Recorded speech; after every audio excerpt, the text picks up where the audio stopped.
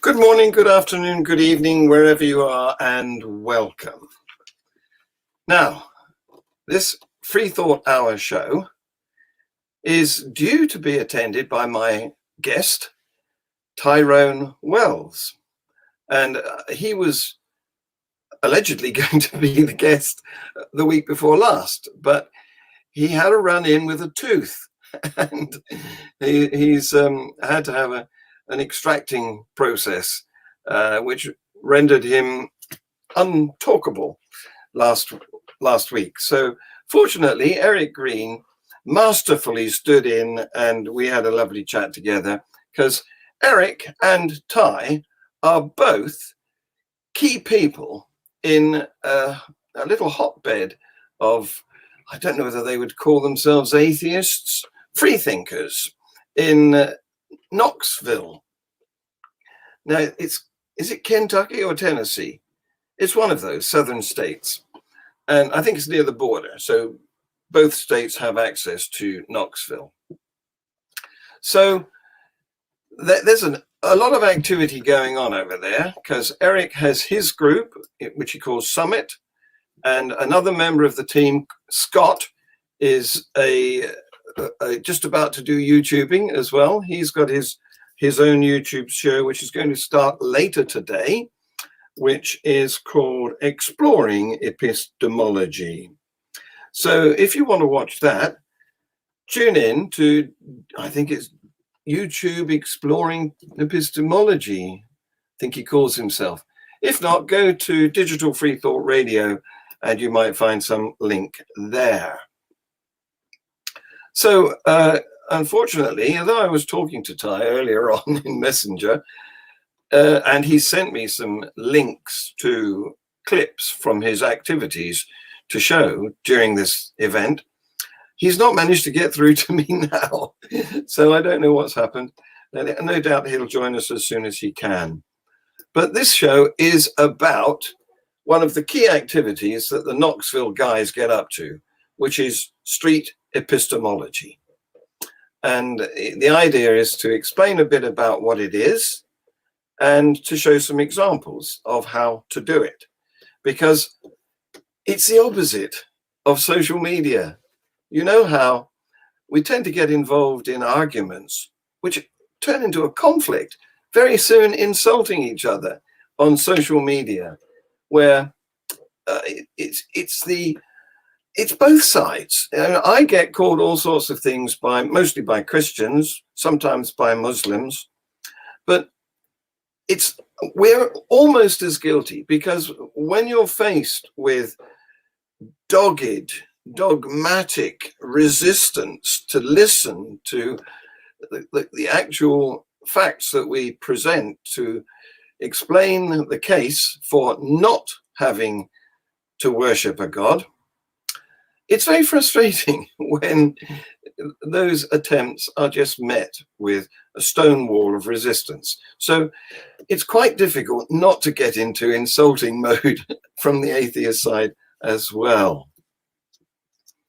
So Ty, where are you? He's a very interesting fellow, because he's a musician. In fact, quite a lot of the guys at Knoxville Digital Radio are musicians. It's funny how rational thinking and musical interest and ability seems to go together. We were talking about this the other day, about how many entertainers, celebrity entertainers, are either out as non-believers or closet non-believers. They're just keeping it quiet for fear of not annoying their potential audience and therefore earning power. So what I'm going to do is start by showing you one of Ty's clips that he sent me.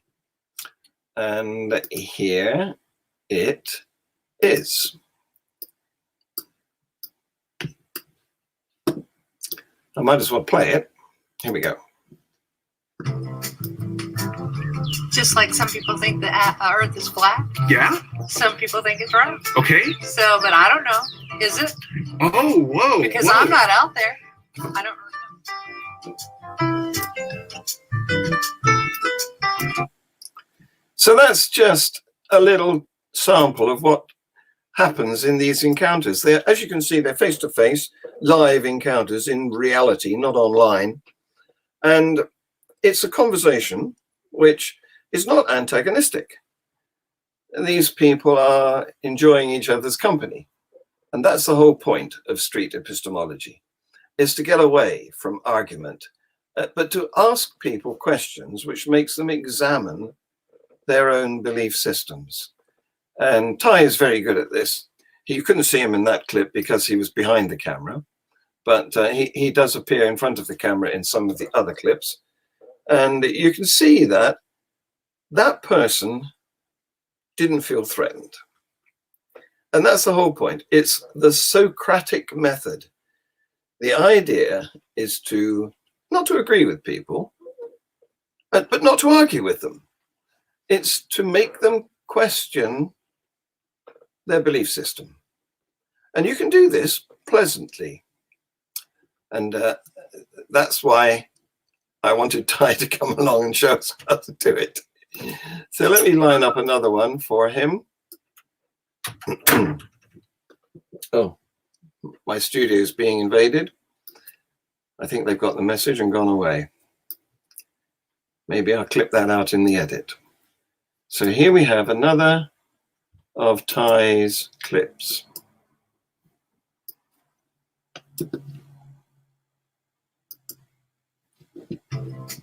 Well, that's an interesting, we've come around to an interesting point that I never verbalized to myself before, but I do see that, I'm starting to see just from this discussion. You see, the thing is, we've realized that you can't persuade people to give up their lifetime belief system. The only person who can enable them to let go of that is themselves.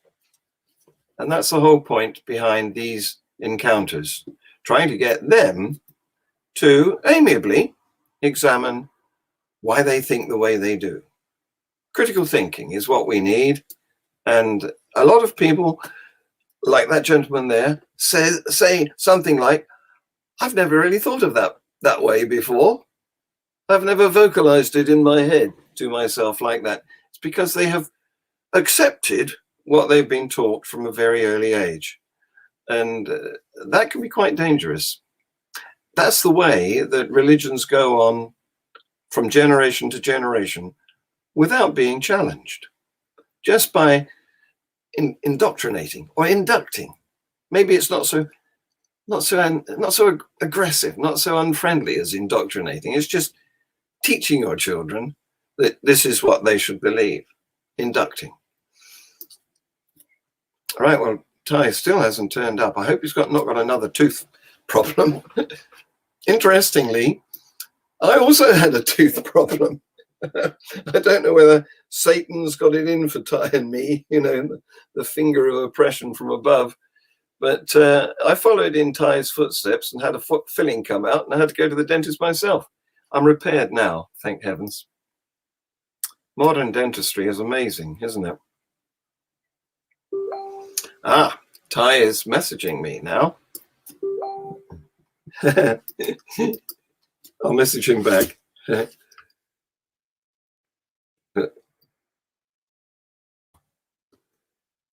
Sorry about this.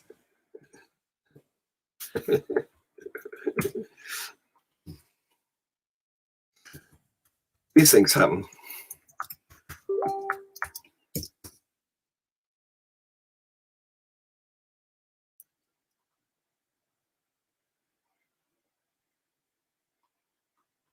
He thinks he's got 3:15. It's one of those clock problems. Because of the different... The damned world is round, isn't it? So I've got 8:30 in the evening here, or now it's 20:40. And Ty is in Eastern Standard Time, which is 5 hours behind. So it should be 15:30 or 3:30 in the afternoon. There. Oh, wait a minute. He says it's 2:40 where he is. Okay. Okay. Can you come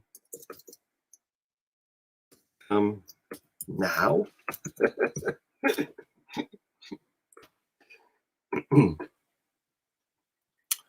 This is this is typical, isn't it? It's unfortunate, but these are the sorts of problems that the modern world post up to us, because we can connect everywhere. We've just got to get the timing right, then it will be fine. So I don't know whether he's in a fit state to come on now. I know that earlier on when I talked to him, he was having a bath. So let's hope he's got past that. Meanwhile, I'm going to crack open a beer. This is getting too thirsty work for me. And the sun is past the yard arm here, so I'm allowed to drink. In case you're wondering why my beer can looks transparent, it's because I'm using a green screen and the can is green. Look at that, how spooky is that? Even makes my head go transparent.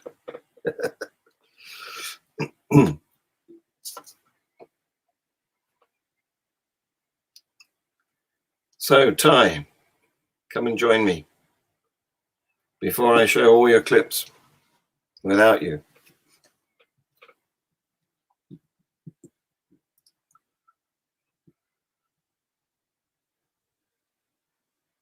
So they must be 6 hours behind us in the States.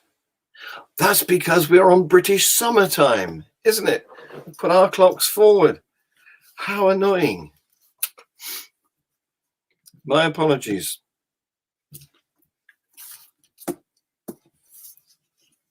Anyway, rabbiting on. In Knoxville, these guys do a weekly radio show, the Digital FreeThought Radio Hour, and Ty is one of the co-hosts. There's Larry, the other co-host. He's the one with the chocolate brown voice that does all the intros and outros and the segues into adverts. Excuse me.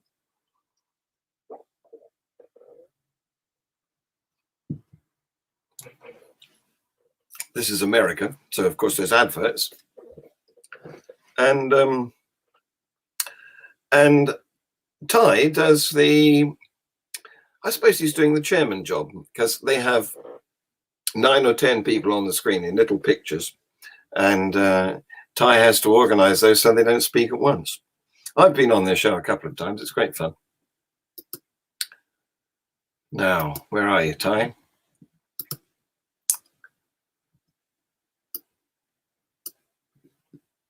See if I can correct that flicker that was happening. Yeah, and other people who watch these shows, they don't realize that not only do you have to do the presentation, so you have to keep thinking of things to say, but you have to do the production as well. So if you're wondering why my arm's down here holding a mouse, that's because I have to do that. Somebody has. So Ty says, I've got to set up my camera, lights, and room. So it looks like he's going to be a few minutes before he joins up with us. I'll tell him that it's because it's British summertime.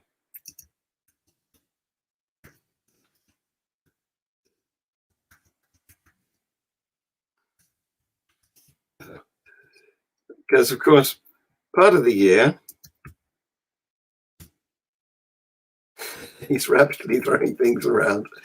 Part of the year, we are 5 hours ahead of America, East Coast. And the other part of the year, we're 6 hours ahead. Just to confuse us.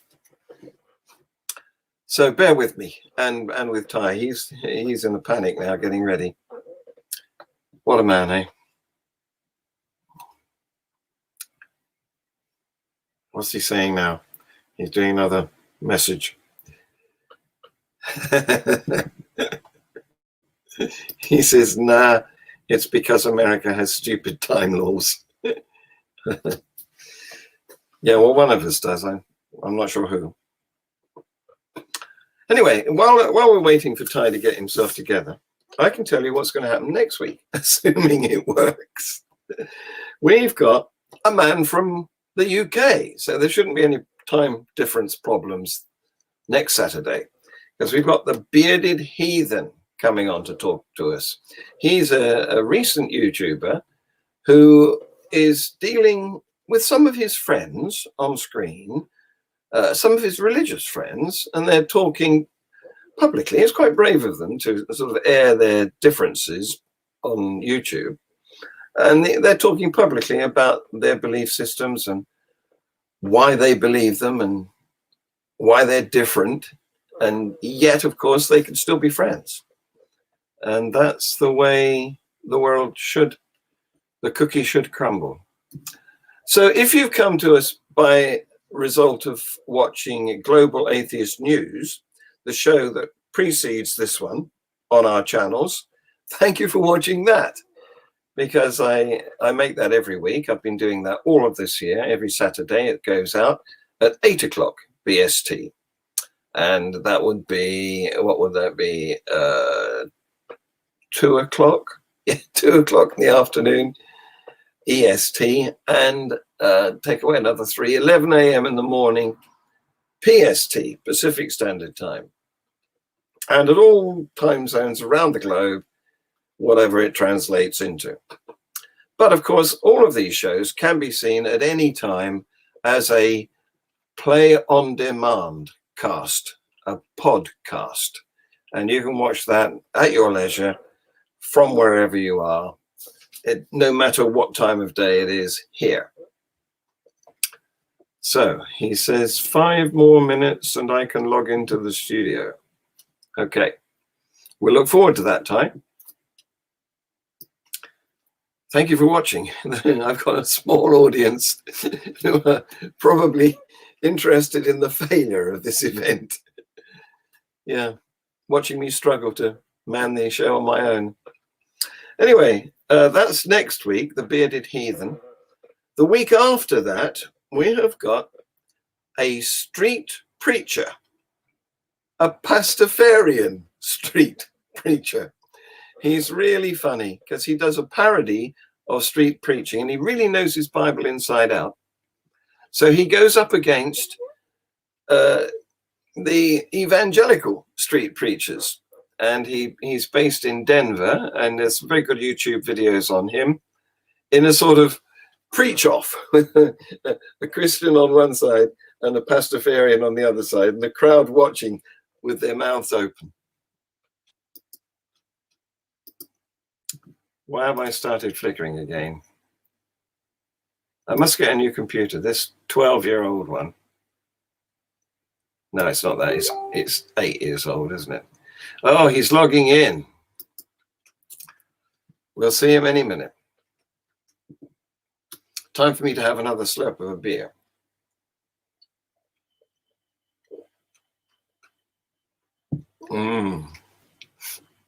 That's good stuff. I'll give him a thumbs up in the messenger. There you go. There you go, Ty. You're a splendid fellow. And we've just been defeated by the clock. So, Global Atheist News. Yeah. It's a 20-minute show, thereabouts. I think today's one was 25. Sometimes it's down to 15. It depends on the news. You know, sometimes there's a lot of news during the week and sometimes there's less. So the remit of it is a review of the past week's religious news, where religion impacts humanity. Now, unfortunately, of course, much of the impact that religion has on humanity is miserable. It's nasty stuff. And I tried to end the show on an up note where something good has happened, but unfortunately, most of the religious news comes from Pakistan, where religious atrocities go on pretty much daily, or Nigeria, where the same applies. And so I gather this news from around the world, clip it, make maps of it, save videos of it, and assemble the whole lot into a show with my script, linking it all together. And it's a lot of fun, but I need more people to watch it. So please come and watch Global Atheist News on my FreeThought Productions YouTube channel. Ty, how the devil are you? Hi, John. Good to see you. I hope everything's going well. You got me the second I set up the audio to be able to hear you. So you're lucky. You're lucky we avoided another awkward pause. Isn't that great? Yeah, well, I've been saying that it's because the globe is round and because Britain goes over to summertime. And so, yeah, we've got to try and overcome these temporal difficulties. Sure. I can tell you what worked for me. You've been a guest on our show, Digital Free Thought Radio Hour. You've been a wonderful conversationalist. And what I found when it comes to coordinating with Canada, Florida, Tennessee, Kentucky, and members from Europe or even Africa, sometimes it's always good to be like, hey, we're going to meet in 5 hours, rather than like, hey, we're meeting at 3:15 or 15:28. It's like, what time is that in European time standard? 5 hours from now works really good. Yes. Well, I try to use the 24-hour clock because that cuts out the duplication of 8s and 9s at AM and PM. But unfortunately, not everybody understands the 24-hour clock. No, fancy, especially not Tennessee politicians. Yes, probably not. And I've made my own mistakes too, because it's so easy to look at 1600 and read it as 6. And I'm afraid the time system is duodecimal. It goes in 12s, not 10s. So it's deliberately trying to confuse us, I think. I think so. But anyway, we're here now, and I feel good about that. So good. Me too. How's your tooth? Oh, I got all the bandages. I'm about to take them out, so it's all good. I got this little resin suture keeping everything in place. Everything's great though, no pain, and I can even eat on it. Dental work has gotten a little better over time. So that's fantastic. Because I copied you. Either I copied you or the devil had it in for me as well as you. Okay. That's true. I lost a large lump of silver from my tooth last Sunday. Sorry to hear that. Hopefully you could sell it. Well, I'm not sure it's worth that much, but I did make take some it to spoons. I don't know. Recycle it. Yeah. Okay. So I did have it fixed on Wednesday. So I am now the possessor of a nice new composite filling. Ooh, and nice. It's white rather than the nasty metal that they used to put in your mouths. Yeah. To each their own. I'm looking forward to some silver crowns coming up in the future. Well, I don't mind the bling. It could be a cultural thing, so we'll just chalk it up to that. Yeah, well, crowns are different, aren't they? Because you get a whole tooth rather than just true. The patch. Yeah, true. I'm going for that pirate thing. I need some sparkle to my smile. I've got a gold crown here somewhere. I'm not sure. Okay. I've got a gold crown. Yeah.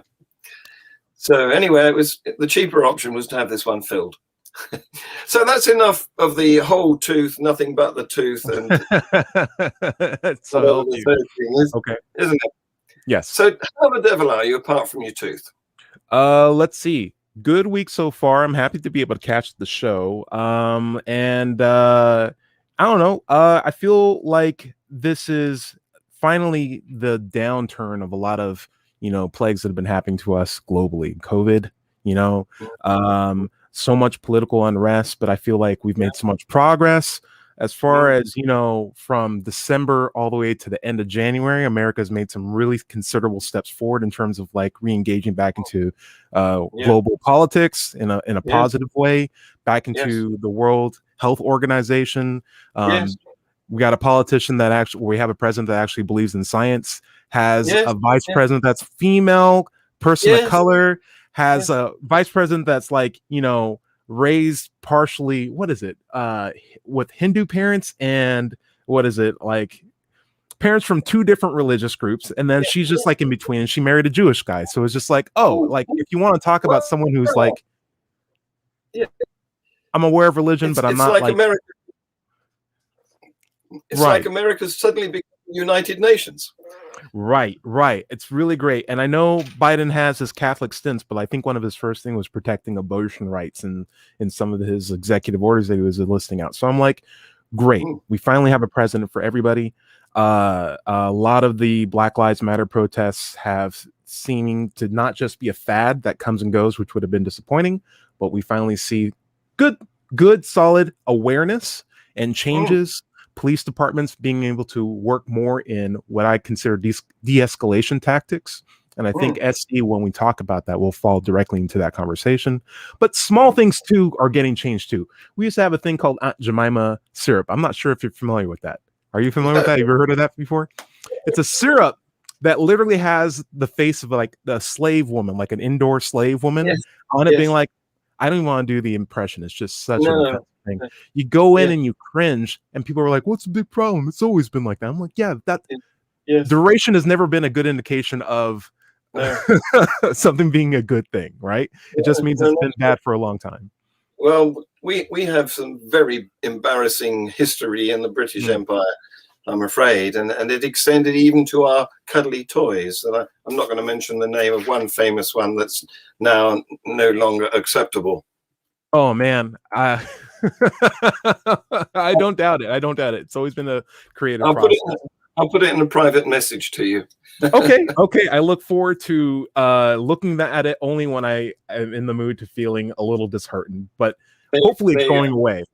But anyway, small things are changing, big things are changing, and I'm looking forward to what America has in store, especially now that I think we've crossed the 50% barrier for vaccinations, at least in this county that I'm in. Globally, I know there's still a lot of work that needs to be done, but at least USA wise, like we're really regularly vaccinated. It's nice that there's not only just one person who's supporting it, but a community of people who are like, yeah, let's get vaccinated. Yeah, science is great. Man, it's been a while. Let's do it. Yeah.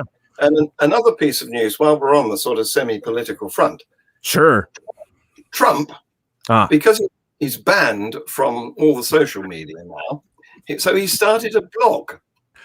Oh, no, I don't care. Isn't that great? But listen to this. Sure. It's got 15K subscribers. So it's less.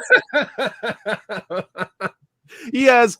Okay, that's great. That's a great number. That's a fantastic number. It's less popular than Pets at Home. Yes, it's great. I could say he's almost challenging me in YouTube subscribers right now. I think that's fantastic. He's beating me. Yes.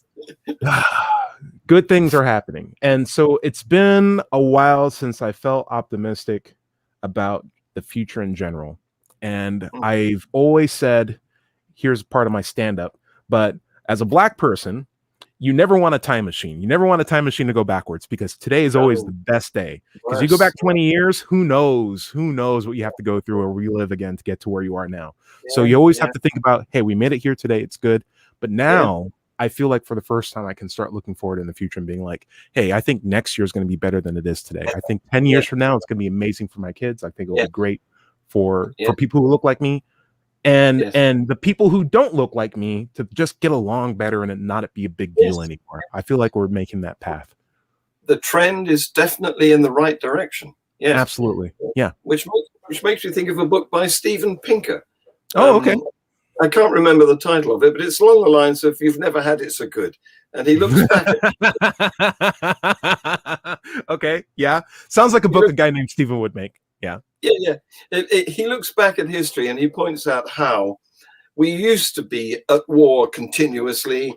We used to die before we were 5 from some disease or other, and everything's much better now. Absolutely. And I'm particularly lucky because I've lived in the UK for the only time in the last, I don't know how many hundreds of years, that it hasn't been at war with some major nation in Europe. That is true. Hey, that's a great point. Yeah. That's wonderfully said. Yeah, it's a wonderful point. So there you go. Anyway, let's get to the topic, shall we? Because let's do it. I've been telling people how wonderful you are, you guys in Knoxville, because you're the co-host of the radio hour, the FreeThought radio hour, aren't you? So you're a key person. You're a key person there. You're the one who keeps us in order. So we put up our hands. And Yeah, you say, yeah. Okay, you next.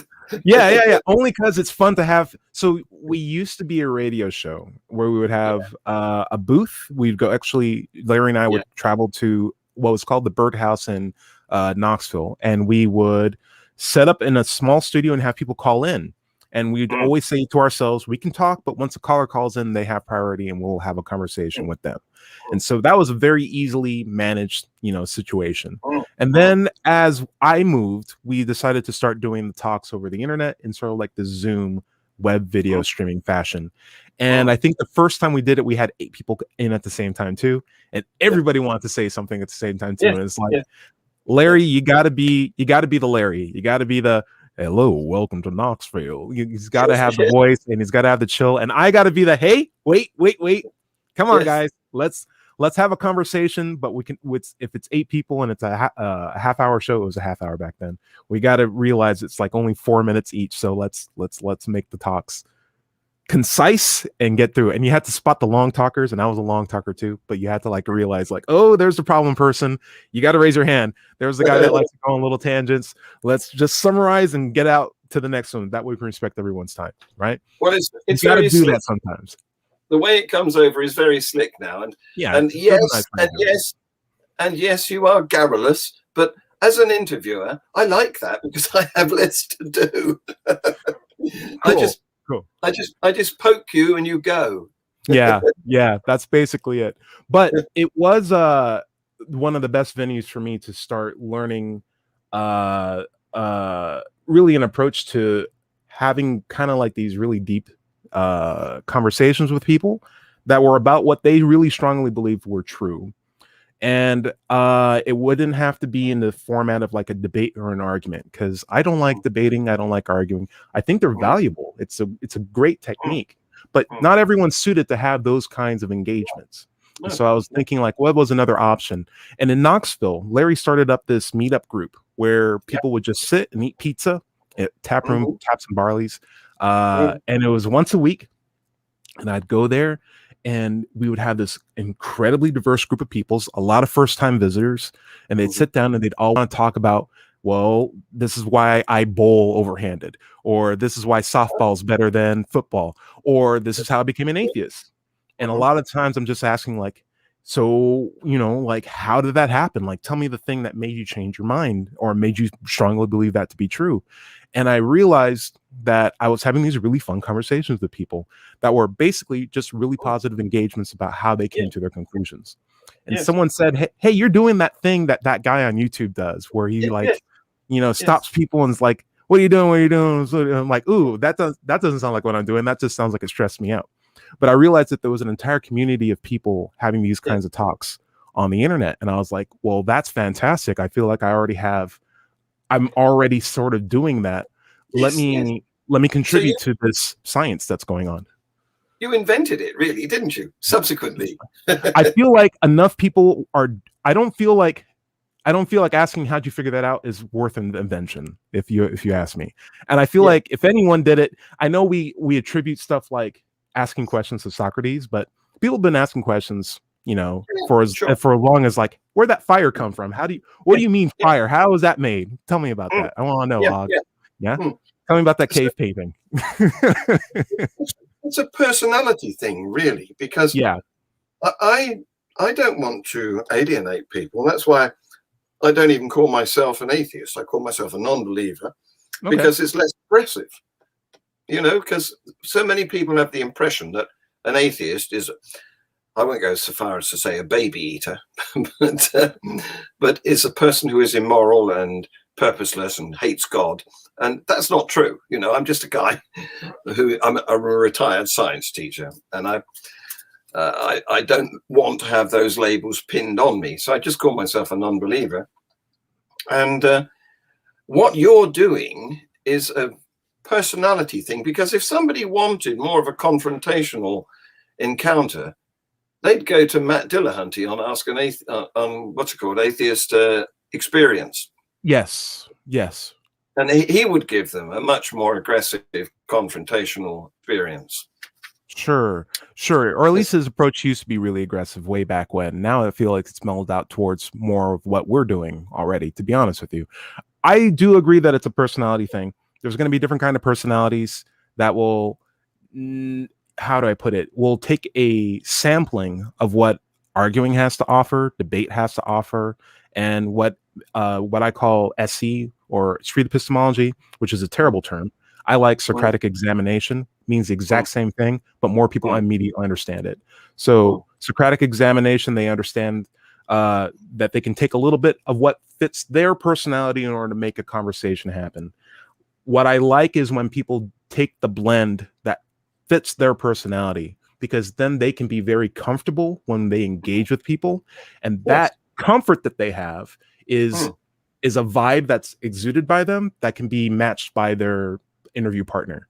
And both of them are comfortable. If one person's comfortable, then both of them are comfortable. And it's a lot better to get to profound conclusions when, you know, people are happy, positive, and comfortable in a conversation. I mean, that's the gist of it. So yeah, don't force yourself to debate if you don't like debating. Don't force yourself to do SC if you don't like SC. But find a nice balance and maybe find some new things and inject your own personality into it. You'll find a great match, and that's it. I'm pleased to hear that Matt Dillahunty is less aggressive now, because I haven't watched or listened to him for some time, and he did leave the impression with me that he took no prisoners. Sure. But I am not here to talk about Matt Dillahunty. I'm here to talk about myself. So free to direct your criticisms at me. I can handle them. Perhaps age has mellowed him. Who knows? Perhaps, as it does all of us, right? So should we play one of your clips then? Because I put two up while I was wondering where you were. Fantastic. But We can just start from the top. Will I see the clip when you play it? Yeah, sure. Okay, great. And so I mean, I could play because they're only short. I could play the first one. Sure, why not? And I'll give you some context about it. You'll give us some background to it. Yeah. Okay.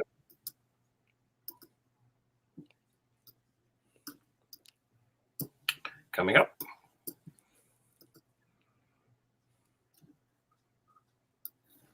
Oh, look, he looked at the clip. Isn't that fantastic?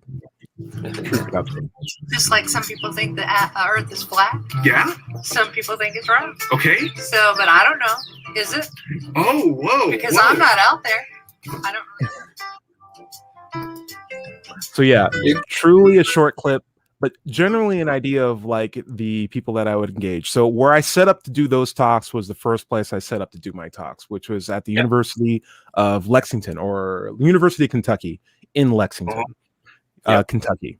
And I set up the table without really an expectation of what the kind of conversations I wanted to have or the kind of people I would be willing to talk to.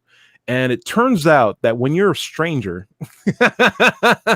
people want to tell you things that they probably wouldn't tell their best friends, wouldn't tell their family members, wouldn't tell their pastors. And so, like, one of the first people I spoke with was someone who didn't believe the earth was round. And so in my opinion, SE as an approach is not a tool to tell people that they're wrong. It's a way to figure out how someone's right. Yeah. And you're trying to be open-minded about it. Also, in my head, SE is not how to have the conversation. It's what to have the conversation about. And what you want to focus on is how did they arrive at their conclusion? And is that method reliable that they use to arrive at their conclusion or not? That's what the epistemology means in street epistemology. It's the path or the method that people use to know things, the process that people use to know things. Yeah. And so I found that it's really good to have the conversation on the, how did you come to that conclusion, rather than that conclusion's silly, or you're silly to have that conclusion, because there's so much more ego invested in people's conclusions and themselves, but very little invested in the methodology that they use to arrive at the conclusion. And because of that, if you keep the focus of the conversation on that methodology, you can have a very inspiring conversation with someone. And I think by the end of that conversation, she immediately did not think that the world was round anymore. And that was one more for, I'm sorry, not the world was round, but like the world was flat. I apologize. But yeah, she left the conversation more confident that the world was more round than she initially believed. And I think that's an improvement. Just me. Indeed. Yeah, and she was very comfortable about speaking to you. Yeah, she had a cute dog too. I think I remember that. Yeah. So let's play another one. I've got one Sure. lined Why up not? for you. Here we go.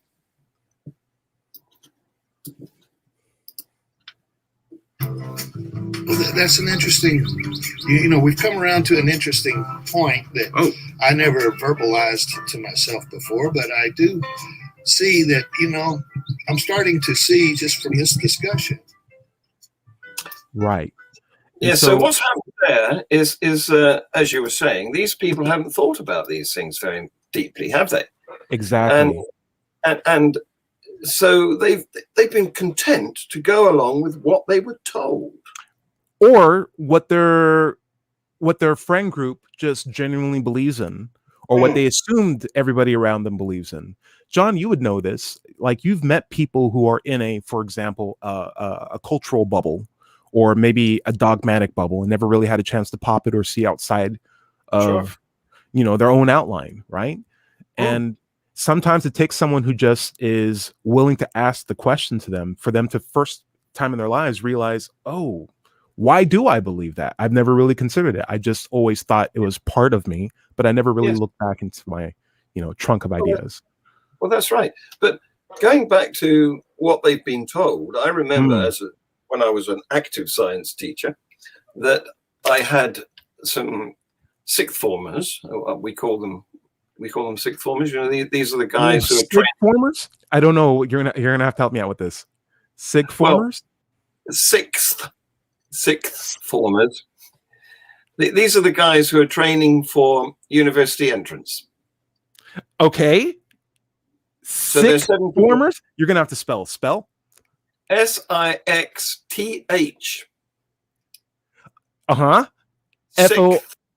Sixth formers. Okay. Yes.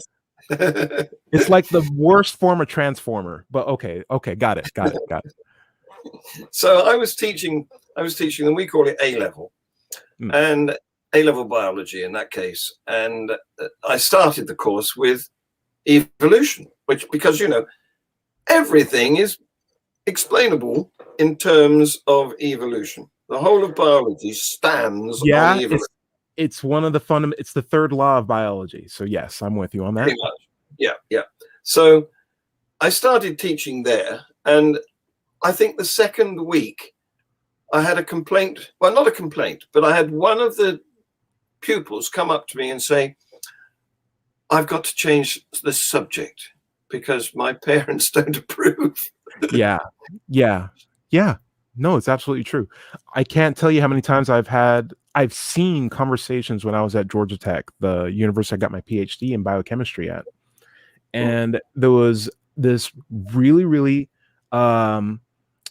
smart business dressed, lady talking to a smart business dressed dude, and they're having a casual conversation. And one of the girls said, yeah, I can't believe I came to school excited to be a biologist because the only thing that's happening is they're challenging my religious beliefs, and I don't like that. So I'm thinking of changing my major. And I was just like, whoa, because of the religious beliefs, we may have lost an incredible female engineer in biochemistry or biology or something. And I didn't say anything, but I wish that wasn't the case. Just genuinely. Yeah. Well, it was a shame in my case as well. So how do you break that wall? And I feel like the way you do that is through casual conversation. Big things can happen through small talk. That's my takeaway. Yeah. Big moments through small talk. A lot of power can be had with just a simple question. And in my mind, it's just, the question is, how did you come to that conclusion? Or how did you figure that out? Could you explain that better to me about what approach you use to figure that out? Because I want to know true things too. And if someone believes in something that is like, well, evolution didn't happen, it's like, how did you figure that out? That gives them an opportunity to think about something, and they bring up other stuff that they never really had an opportunity to think about. Rather than parroting other people's conclusions, they have a chance to see if they can arrive at that point themselves, and you can help them out with that. And they might be right. You have to remember that it's not a teaching technique. So SE is not the Socratic teaching method. You're not there to coach someone to an idea. If you are genuine with your how do I put it, your level of ignorance with regard to how they're arriving at their conclusion, that's a good thing, because that just shows I'm not here to come with any judgments. I'm just asking general questions, and I may test and I may ask some hard questions too. But if you give me the right answers, I will walk away with your conclusion too. I will walk away with your God belief if you have a God belief too. I don't have a horse in the race. I'm willing to ditch atheism in the nearest corner possible, curb stomp it and light it on fire and walk away, if you can show me a good path to get to a God. But it's an incredible claim, and it requires, in my opinion, incredible evidence. So let's walk our way towards there. And if we can't, and we're both working at that together, what does that say about the conclusion? Maybe we should wait, not saying that it's wrong, but maybe we should just wait on that belief, or wait and putting more confidence in that belief until we have a more reliable way to get there. Yeah. Well, if anyone showed me convincing evidence, I would believe in a God as well. Just hasn't happened. Just and that doesn't. Yet. And so, John, sorry. Go for it, John. We've got two hosts here, haven't we? Yeah. So tell us about your journey, because I guess, you just dropped into the conversation there. You did a PhD in biochemistry. Sure. But how did you get to be the man you are today? Were you raised religious? Because most people in your part of the world, especially coming from your ethnic group, were. Yeah, exceptionally. Yeah. I was exceptionally raised in a religious family. By exceptional, I mean, small family in California, moving around a lot because we were a military background. I had a mom that was partially deaf and becoming more deaf. And if you don't know anything about the deaf community, it's very religious, because typically the only people they can reach out to who are also deaf are from church groups. And if you don't know much about Black people, there's not a lot in California. Nor not as much as you would think. Even when I was raised, even when we were in Oakland, it's just like, ooh, there's like 5. But it wasn't until I was in Georgia, I moved to Georgia, that I actually saw a Black person driving a car that wasn't my mom. And that was like a mind-blowing moment for me, because I'm like, I'm 15 years old and I never seen a Black guy drive a car in real life. And that's not my mom. That's crazy. So When were you last in California? You're gonna have to make me. So first year of high school, I believe, second year of high school. I did 2 years of high school there. I did 2 high schools in California, and then I moved to Georgia to get the Hope Scholarship, basically. And so not for a decade or two. Yeah, we moved around a lot. We were military, so I had some time in Indiana, in Anderson. There's a military base up there. Texas, almost every state. Not every state, but like a lot of different states, and it just becomes kind of a blur. And I would say this though, I've been to California a few times, although not very recently. I suppose about 15 years ago was my last visit. 2007. 2007 it was, but it's not ethnically pure European, is it? There's Japanese, there's Mexicans. Yep. Oh, there's a lot of Mexicans. I love Mexicans. Yeah. I was in a place where there were a lot of Mexicans, and that's the best food. I'm sorry. Greatest food of all time. We all know this, but yeah. So speaking about my background, because of a deaf Black mom, or hard of hearing at the time, we had to rely on churches for a lot of the stuff that we had, like community service, babysitters, a whole bunch of stuff. And eventually when we moved to Georgia, or basically I told my mom, that was the time when Arnold Schwarzenegger was governor of California, by the way. And that was only because the last governor was so bad that we're like, let's get Arnold Schwarzenegger in here. Like, that's how desperate we were for anybody else. Right. And at that point, going to college in California was like $35,000 a year, just community college, because all the state budget had been taken away. So we were like, I can't go to college unless if I move to Georgia, because they have this thing where if you have a high enough GPA, you can go to college for free. My mom literally the next week quit her job, packed up all her things in a U-Haul, and we moved. And I was like, okay, let's do this. And I'm very thankful for the sacrifices she made to be able to commit to me to do that, because it paid off. And since then, I went to college, graduate school at Georgia Tech, and I got my degree in biochemistry. Along that way, I was a Christian all the way up until the community college, to be perfectly honest with you. That's when the faith was shook out of me like a Tic Tac can, because I had an ethics class. And ethics was an interesting time for me because I thought I knew everything about ethics because you just do what God tells you to do in the Bible and you're done. Yes. I had the Yes. 10 rules. I knew I was going to go for a straight A. I was like, this is going to be incredible. I got this class.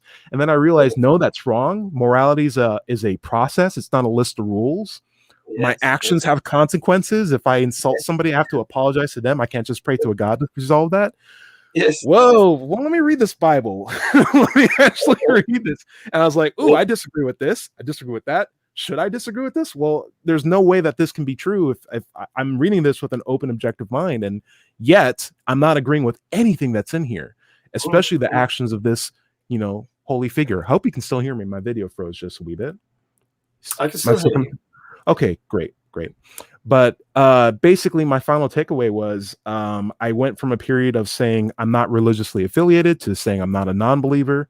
And then it wasn't until I saw the atheist experience when I was working in Sweden as part of like my graduate work that I was like, I didn't even know what atheist meant. But here are people who are using the term proudly.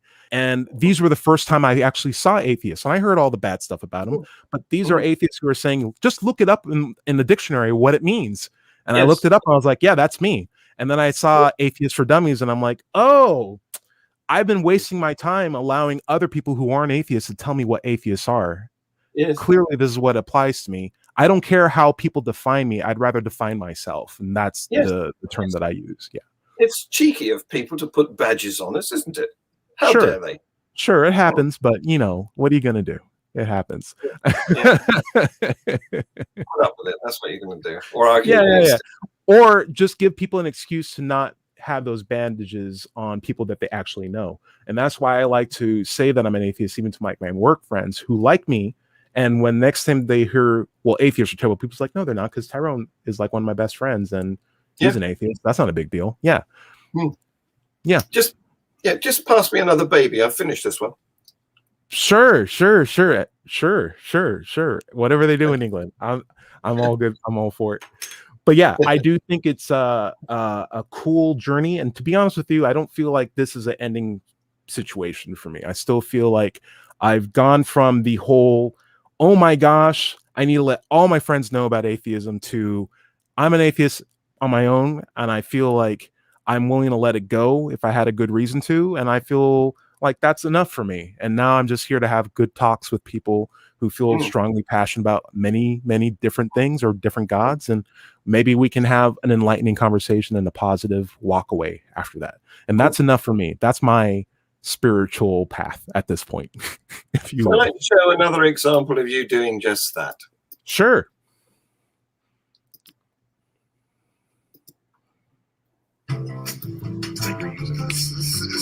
So our disagreement between you and I, how much whether we should go with faith or with personal experience, comes down to numbers.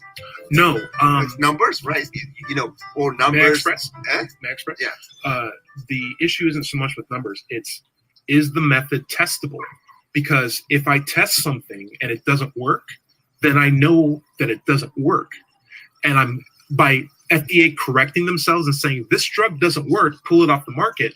That's not a failure of the system that tests things. That's not a failure of the method.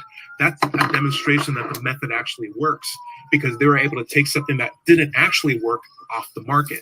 When something doesn't work in faith, is there any process, is there any means that you can self-correct in faith and say, actually, this God doesn't exist at all. Let's get rid of him. Yeah, that's hard hitting, that one. Yeah. So he was a friend of mine and as part of a walk group in Kentucky. Joseph, he believed in God, and I randomly saw him when I had my table set up. And his whole premise was, well, I believe in God, and I don't need scientific proof to support that because science can be wrong. Science sometimes says this drug is good, and then a month later they say, no, this drug is bad. This drug is bad, and that proves that science is wrong. So who cares if faith can sometimes be wrong, if sometimes people use faith to get to a wrong God? That's good enough for me. And in my head, I was saying, when science figures out that something doesn't work, that's not a failure of science. That's the demonstration that science is working, that it can say, this thing that we were convinced was true is not true, because all science is about proving each other wrong, right? It's all about, like, I don't believe you. I'm going to test this some more. We get a little closer to the truth that way. And I think that's a great system to have that faith doesn't have, and that's why faith stays the same and science changes every day. It's for the better. self-correcting, hopefully. Self-correcting. Yeah. It does. It is. There's no hope to that. It definitely is. It definitely is. It's like the Well, defining feature of the scientific process is it corrects itself. Yeah, ideally, but there's been some difficulties with scientific journals publishing stuff which has not really stood the test of the method. Sure. Which is yeah, that's a great point. Maybe we can talk about that, because I don't hold scientific as a person. You and I both published in scientific journals, but I don't hold them as the esteem marker for science. Like in my opinion, science is in the laboratory and the publication is out for the layman, or to sell copies, or to keep those scientists with jobs because they're in a publish or die situation, right? Like I feel like the science takes place in the laboratory, and when you get a number that isn't the number that you expected, that's not a failure of your experiment. That's a demonstration that your experiment's telling you something interesting. Exactly. Communication past that point is a different aspect. A denial is just as much a conclusion as a confirmation. Absolutely. Yes. Yeah. And so what I do like about those papers are they are a written record that you can test, even if you don't like those results. You can take their method and try it out. And if you don't get the same thing, that's great too. And there's now a helicopter on Mars to prove that it works. There's a helicopter on Mars? Is that a euphemism of some sort? I'm not familiar. I haven't been paying attention to the news. Did Tesla do something silly? Did they? No. But the rover that was landed earlier on this year has now launched its helicopter, and there's some great. Oh, there's a helicopter on it. Wow, that's cool. I didn't know it was. So it has a little drone that it launched off of it. That's awesome. Exactly. And it comes back. Comes back. No to way! That's awesome. That's cool. That's cool. So I'll put some links to the YouTubes of that for you. That's fantastic. So here's another clip. Let's take a look at this one. What is this one all about?